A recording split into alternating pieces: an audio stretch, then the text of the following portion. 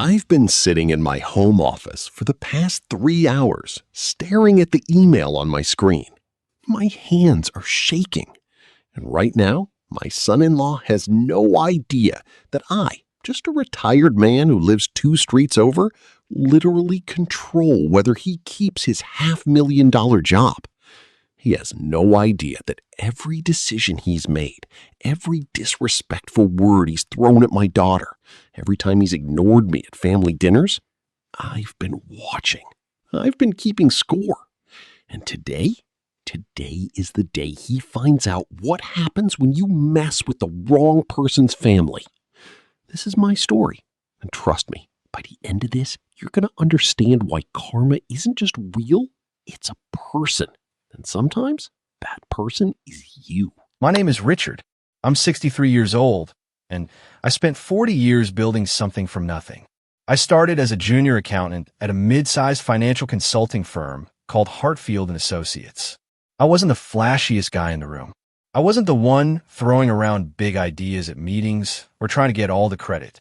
But I was the guy who understood numbers. I was the guy who saw patterns nobody else could see.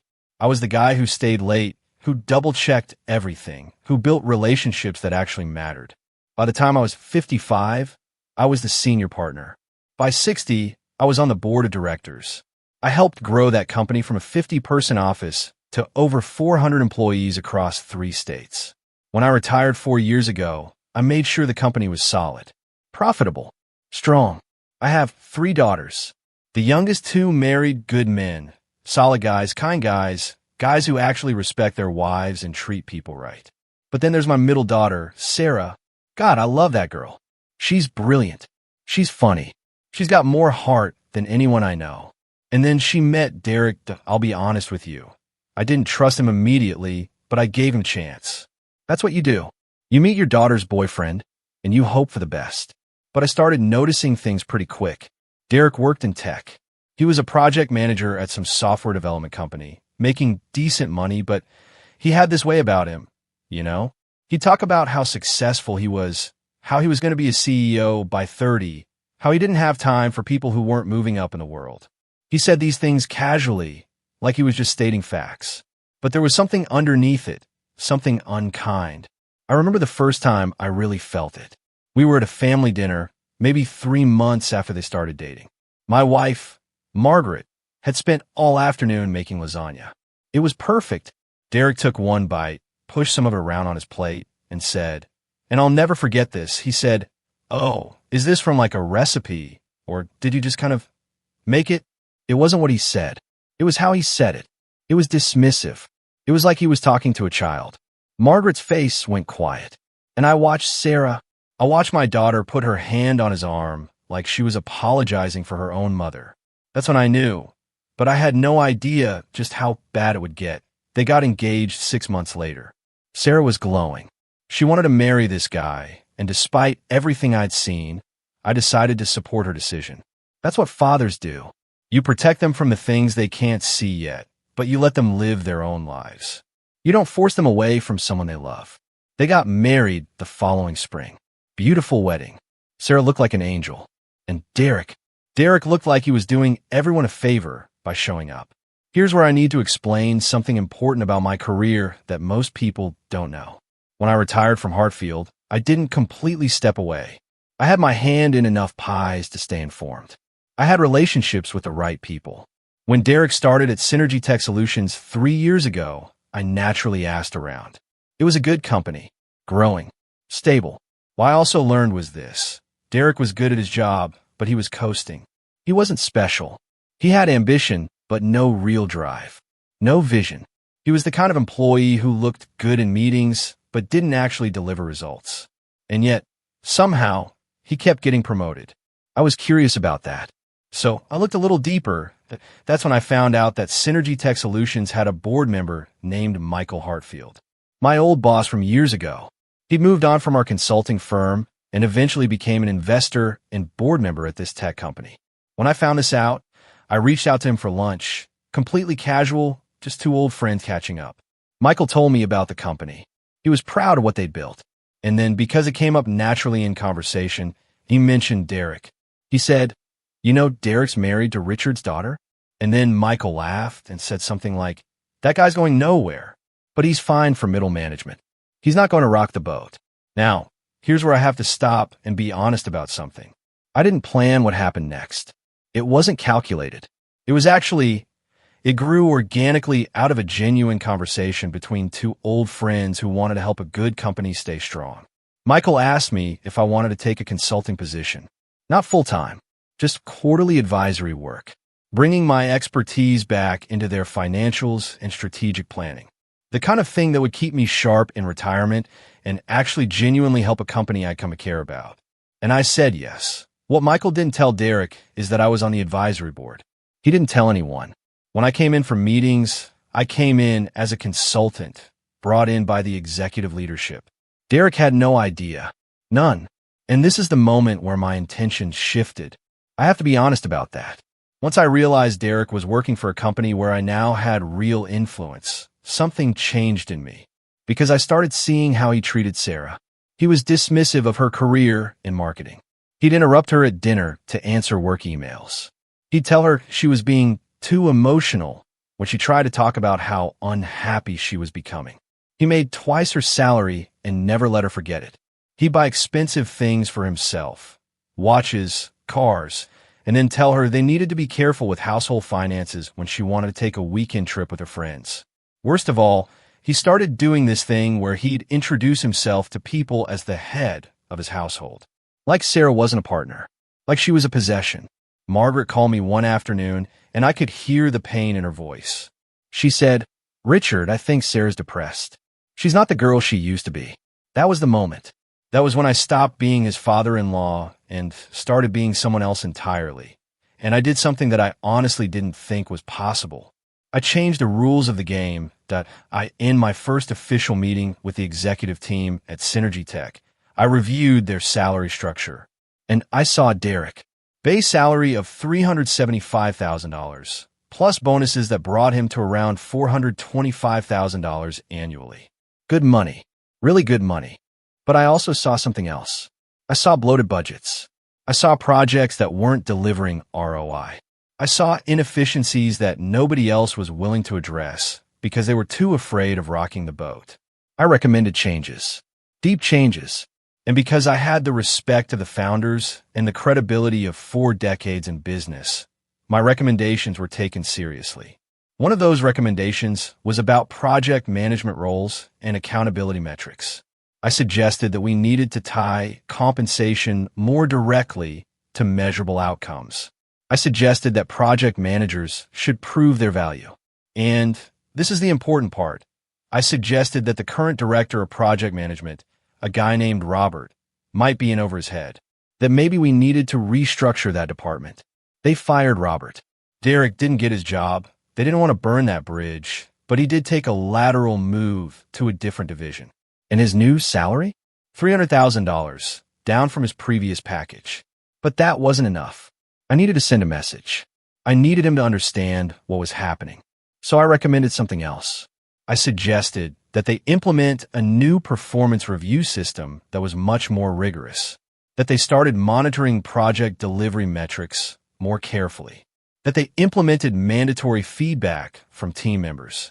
And suddenly, Derek's bonuses, those $50,000 plus bonuses he'd been coasting on, they became much, much harder to earn. Within 6 months, Derek went from making $425,000 to making just over $300,000.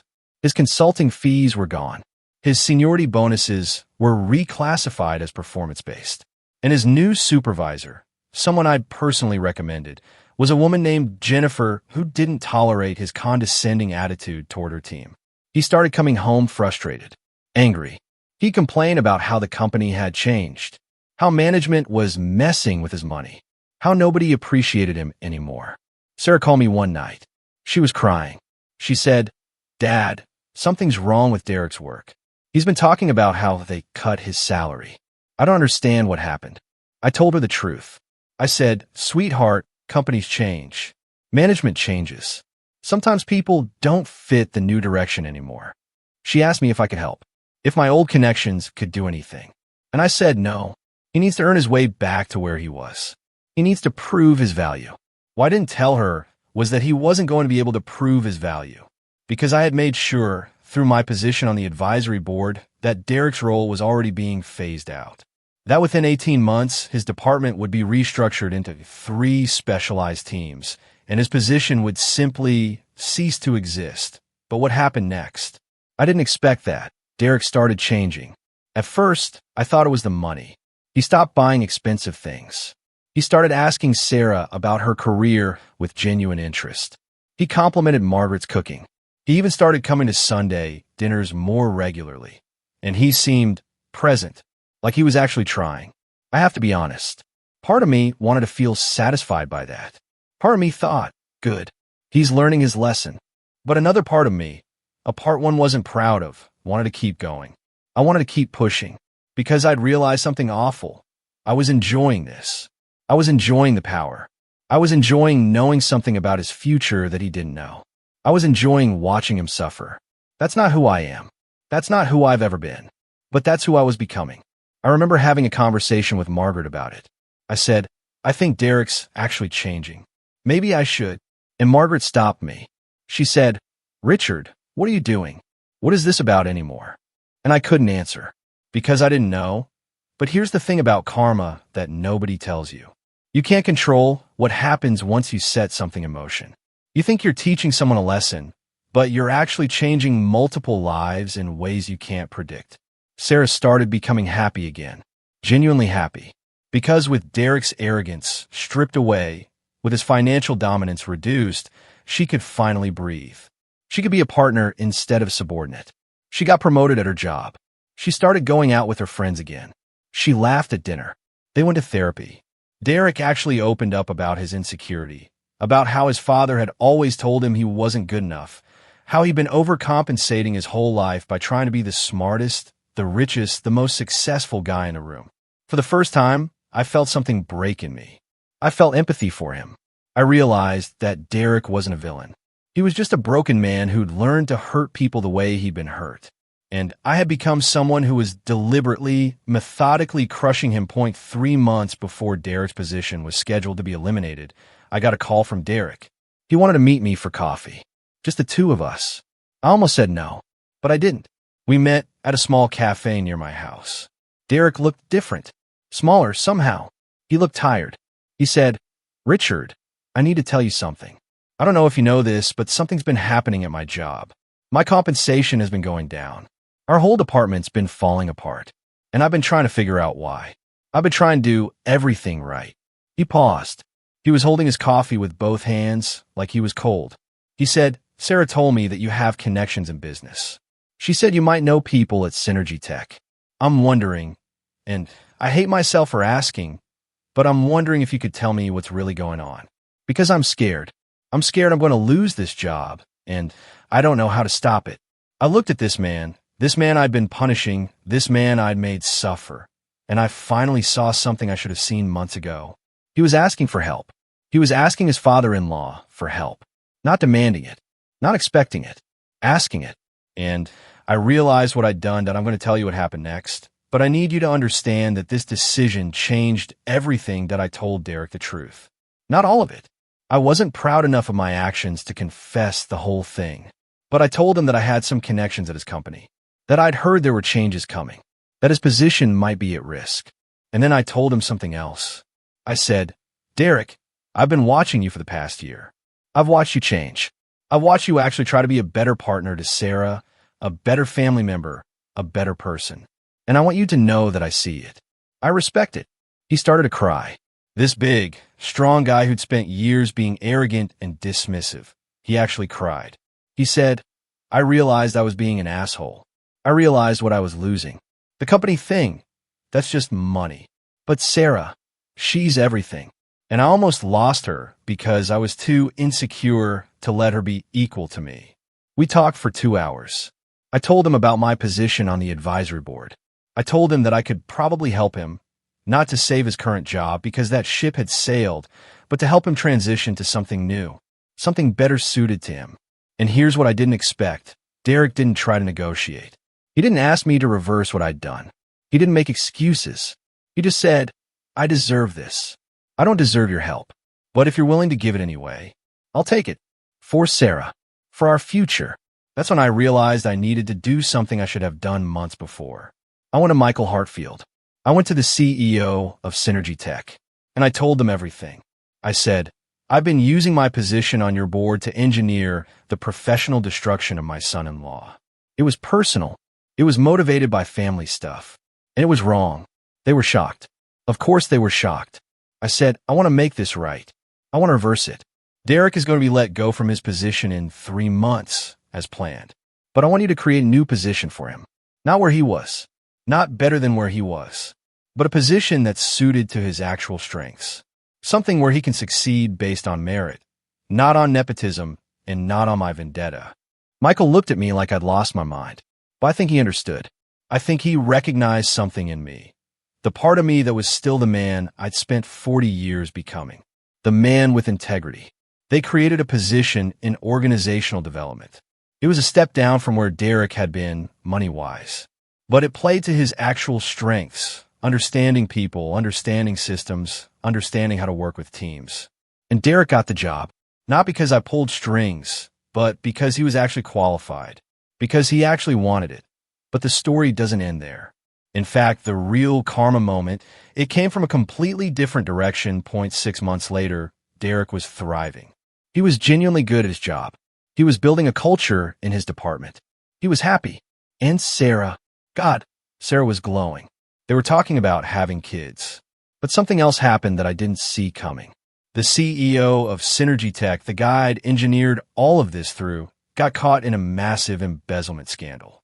He'd been stealing money from the company for years. Not small amounts. We're talking millions. And the whole thing unraveled. They needed an investigation. They needed people they could trust. And they came to me. I led that investigation. And what I discovered was that Derek's original supervisor, the guy in the department I'd stripped down and restructured, he was involved too. He'd been feeding the CEO information about vulnerable projects, weak oversight, places where large sums of money could disappear without being questioned. The supervisor who I'd pushed out, who I'd undermined, he went to federal prison. And Derek? Derek was on the right side of that line because I'd moved him away from that department, because I'd restructured it, because of my vendetta, my personal war with Derek. He'd accidentally been protected from becoming an accomplice to federal crimes. Do you see the irony? Do you see what happened? All the anger I'd poured into punishing Derek, all the power I'd wielded to teach him a lesson, it had accidentally protected him. It had saved him from something much, much worse that I sat in my office. The same office where I'd stared at that email at the beginning of this story, and I understood something. I've been so focused on revenge, on making Derek feel the way I thought he deserved to feel, that I'd missed the actual point. The actual lesson. The actual justice. Justice isn't about punishment. Justice is about restoration. It's about taking a broken situation and fixing it. It's about taking broken people and giving them a chance to be whole again. I called Derek to my house. I sat him down and I told him everything. Every decision I'd made. Every connection I'd leveraged. Every moment I'd spent trying to engineer his suffering. And you know what he said? He said, "Thank you." He said, "If you hadn't done that, I would have gone down with that ship. I would have become part of something I didn't even know about. You were angry at me for being a bad person, and instead of letting me stay that way, you forced me to change. You didn't even know you were saving my life." That was 3 years ago. Derek and Sarah have 2 kids now. Beautiful kids. They're actually happy. Like, genuinely, deeply happy. They respect each other. They support each other. Derek's not perfect. Neither am I. Neither is anyone. But he's good. He's kind. He's present. And I've learned something that I wish I'd learned 30 years ago. The person we're most angry at is rarely the person we think we're angry at. When I was angry at Derek, I wasn't actually angry at Derek. I was angry at myself for not protecting my daughter sooner. I was angry that I couldn't make my children's lives perfect. I was angry at the feeling of powerlessness. And the moment I realized I had the power to hurt him, I used it. Not because he was truly evil, but because I was hurting. And here's the thing about power that I need to tell you because I think you need to hear it. Real power isn't about hurting people. Real power is knowing you could hurt someone and choosing not to. Real power is having leverage and using it to build instead of destroy. Real power is being strong enough to lift someone up instead of pushing them down. But I'm 66 years old now. I've lived long enough to see how the decisions we make ripple out in ways we can't predict. I've seen how revenge looks good in a moment, but feels hollow when you actually achieve it. I've seen how forgiveness, actual forgiveness, takes so much more strength than anger. The truth about my son-in-law, the real truth, isn't that I secretly controlled his salary and got him caught in some kind of karmic justice scheme. The real truth is more complicated than that. The real truth is that we were both broken men trying to hurt each other, and somewhere in the middle of that darkness, we found a way to heal. Derek isn't just my son-in-law anymore. He's my friend. He's the man who loves my daughter with his whole heart. He's the father of my grandchildren. And he's the person who taught me that the power to change someone's life for the better is so much more valuable than the power to destroy them. I don't know if that's karma. Maybe it is. Maybe the universe has a way of making sure that when you try to engineer someone's downfall, you accidentally set the stage for their redemption. Or maybe it's simpler than that. Maybe it's just that people are capable of change. All of us. Every single one of us. We just need someone to believe in that change badly enough to push us toward it, even if they're doing it for the wrong reasons at first. So if you're watching this and you're thinking about revenge, if you're thinking about using your power to hurt someone who's hurt you, or someone you love, I'm asking you to pause. I'm asking you to think about what you're really angry about. And I'm asking you to consider something that took me years to learn. The greatest revenge isn't success. The greatest revenge isn't making someone suffer. The greatest revenge is watching someone change. It's seeing them become better than they were. It's knowing that somewhere, somehow, you were part of that journey, even if they'll never fully understand how. That's the real story. That's the real power. And that's the real justice.